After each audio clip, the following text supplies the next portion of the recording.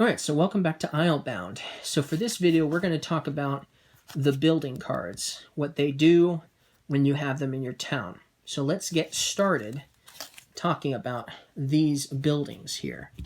Okay? So we won't talk about, we'll just go over these real quick for some of them, obviously.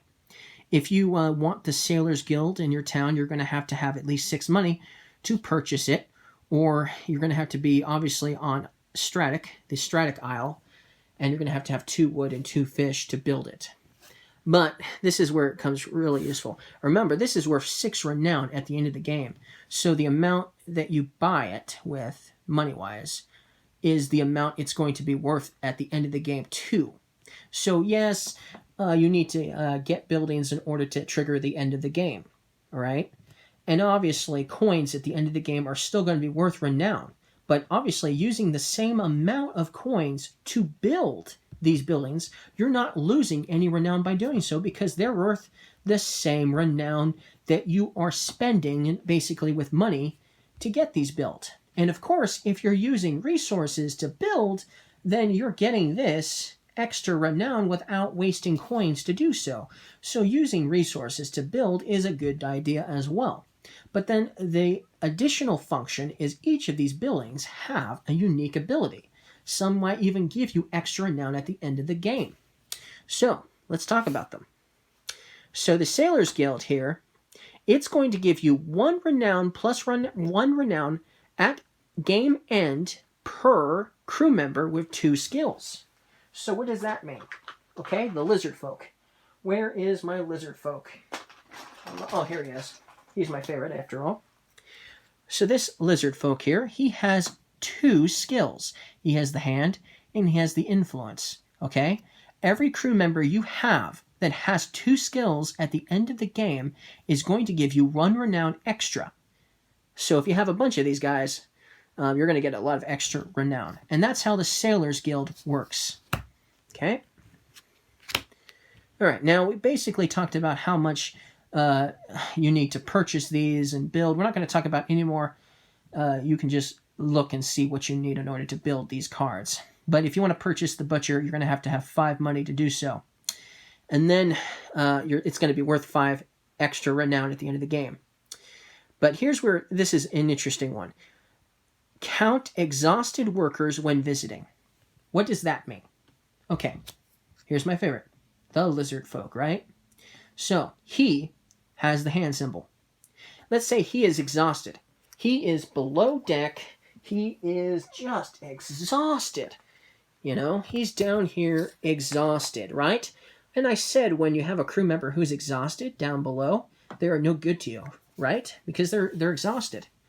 You get to count them, however, when visiting. So when you're visiting a location, okay, when you're visiting an isle, and you want to utilize something that requires a worker, like get extra sea serpents or something like that, but you have to have a certain amount of crew members alert, or just simply, something like that, you can still count this. Even though he is sleeping, you can still count him ready for action because you have this building, the Butcher, in your town.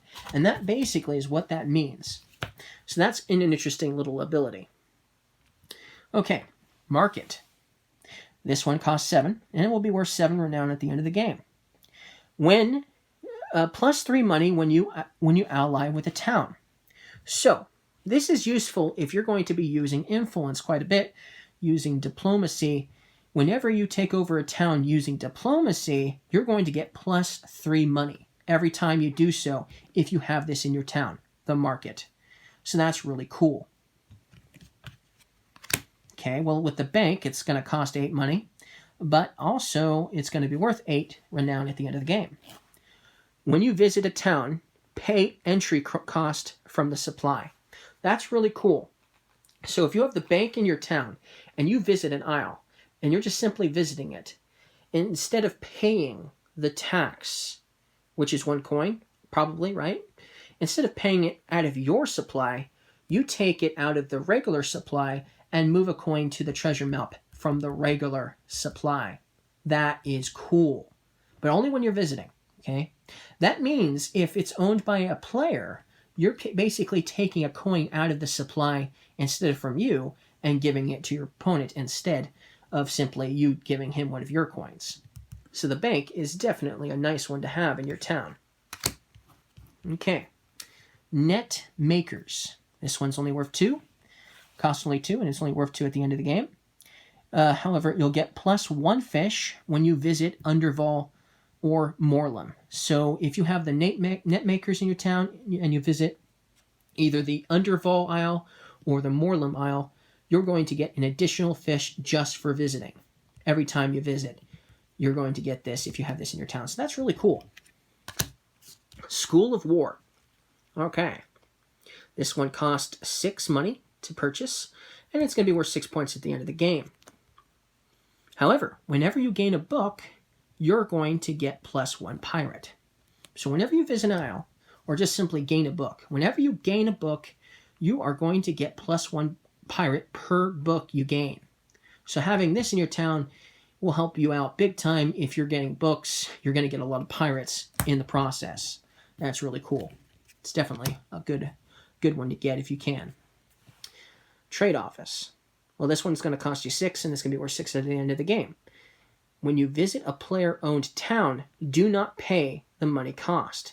So if you have the trade office in your town, you do not pay your opponent anything if you visit a town that's owned by another player. That's really cool. You'll be like, how's it going? I'm visiting you. I don't have to pay you anything because of my trade office will take care of it for me. So that's pretty cool. I like that card a lot. Okay, Serpent Breeders. I think this is probably one of my favorites. This one costs 6 money, and it will be worth 6 renown at the end of the game. When you visit Borsham, you'll get 1 sea serpent simply just visiting Borsham.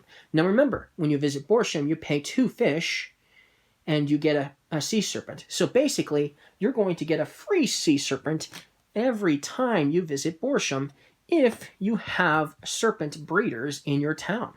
So that's definitely one of my favorites. House of Commons. Well, this one is worth 4, and it will be worth 4 at the end of the game. So it costs 4, and it's worth 4. Skip 1 empty space when placing cubes on the influence track. If you have the House of Commons, okay, you have the House of Commons here, and let's just grab some cubes. Let's say we have one here. We have one here already. And now you are going to get an additional influence because you're visiting an isle or something like that that's going to give you an additional influence. If you have the House of Commons in your town, you get to skip 1. So I would actually get to skip that one, and put it on that one instead, for instance. So that really worked out for me because now this is worth 2 and that's only worth 1. So that really helps out on occasion, for sure. But that's how that's going to work.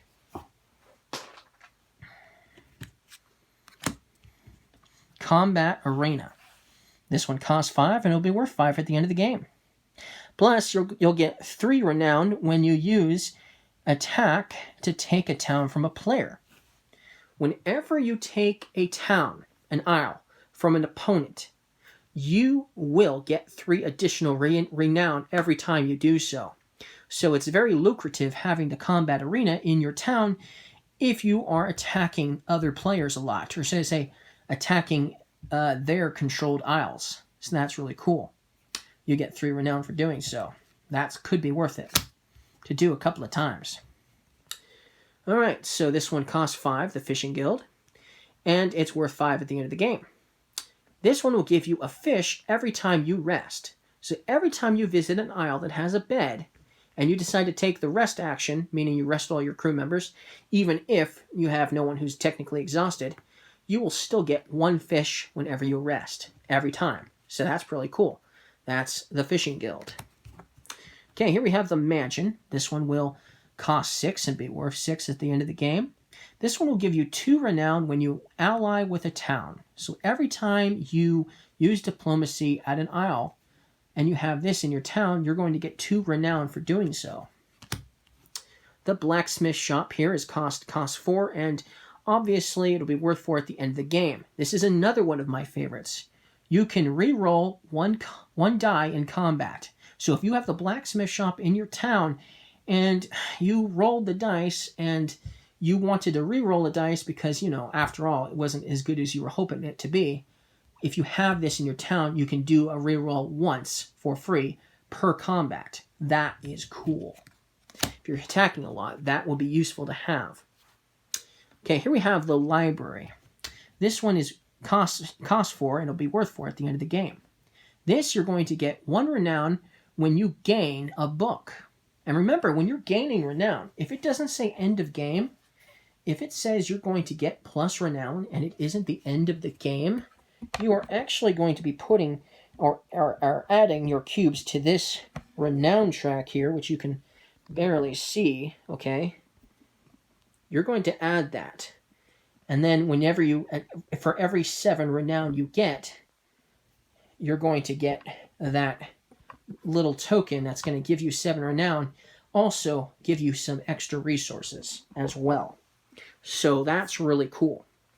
So I just wanted to explain that in case I didn't do so earlier. So you're going to get 1 renown whenever you gain a book. So that's really useful, having the library in your town, for sure. Okay, here's another thing that can happen really nicely when you rest. This one costs 3, and it'll be worth 3 at the end of the game. It's called the Gambling Hall. Whenever you rest, you get plus 1 coin. So this is a nice way of getting coins when you rest. It could be very helpful at times. Okay, Pirate Headquarters. So usually the hunt for treasure action is very limited to how much you can get, usually, right? Especially if your opponent and you are doing it all the time. But if you have some certain buildings in your town, and this is one of them, you can make a hunt for treasure action more lucrative. Okay, so with the Pirate Headquarters, it's going to cost 6, and at the end of the game, it'll be worth 6. Whenever you hunt for treasure, you get plus 1 pirate every time if you have this in your town. So that's really cool. So if you find yourself doing that a lot in the game, you might get some pirates out of the deal if you have that in your town. Okay, this one is going to cost a lot. It's going to cost you 13 money, okay? This one will be at the end of the game, so you won't get this renown until the end of the game, okay? And you don't use the renown in the same way either. You just get extra, basically this will be worth extra points at the end of the game. But this will be worth 1 renown per unused 2 fish or 1 wood at end of game. So if you have 10 wood that you weren't able to use at the end of the game, this is going to be worth 10 additional points. So the renown is actually going to be 23. That's powerful, right? But with fish, it's going to be 1 for every 2 fish. So if you have 10 fish, well, this is only going to give you plus 5 renown. So if you have the palace in your town towards the end of the game, when you feel like it's going to end soon, you probably are going to want to go for wood rather than fish when you can, because it's going to be more helpful for getting extra points at the end of the game. Okay, the Academy of Builders. This one's going to cost you 8 money. It's also going to be worth 8 at the end of the game. This one is going to give you 1 renown, plus 1 renown when you gain a building. So whenever you gain a building, meaning you purchase it, I think. Let me take a quick look. Some of these are exact while others are not. I better make sure I have this one right. Academy of Builders. Gain means you can buy or build the building. Okay, so that's what gain means. So if you buy a building, it includes gain, okay? So whenever you buy a building, you'll get plus 1 renown for doing so. Whenever you build a building, that still counts as gain, so you'll get plus 1 renown for doing so. So this works for both, which is really cool. I like that one a lot. Okay, Construction Yard. All right, well, this one's going to cost you 8, and it's going to be worth 8 at the end of the game. This one is you'll pay 1 less coin when you buy a building. Meaning you don't build a building. This won't work with building. So the construction yard only works when you purchase a building. But you only have to pay 1 less. So if it costed 8, you'd actually only have to pay 7, not 8, if you have the construction yard in your town. So that's really cool. You're saving yourself not only some more money, but you're also saving yourself possibly more renown too. So it's a good one for sure. Okay, so here we have the jeweler. It's going to cost 5, and it's going to be worth 5 at the end of the game. But then when you hunt for treasure, you're going to get plus 1 coin.